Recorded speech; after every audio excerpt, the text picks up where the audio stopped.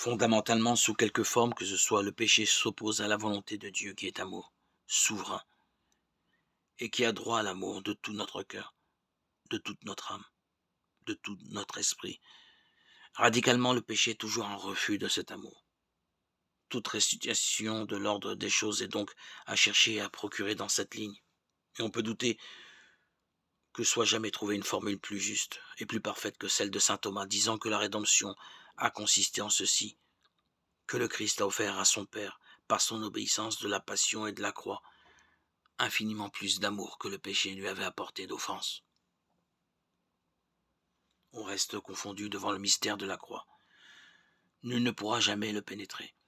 Mais il est évident qu'en acceptant de prendre la route qu'il a cheminée à l'heure de son sacrifice, le Christ a donné la preuve suprême de l'amour.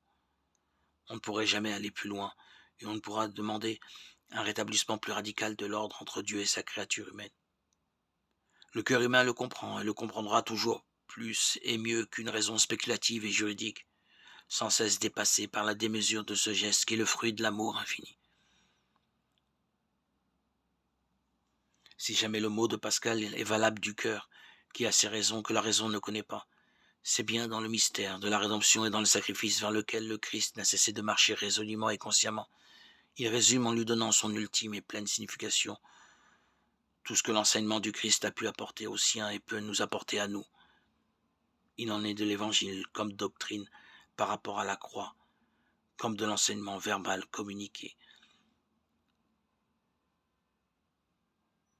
qui nous éclaire en profondeur.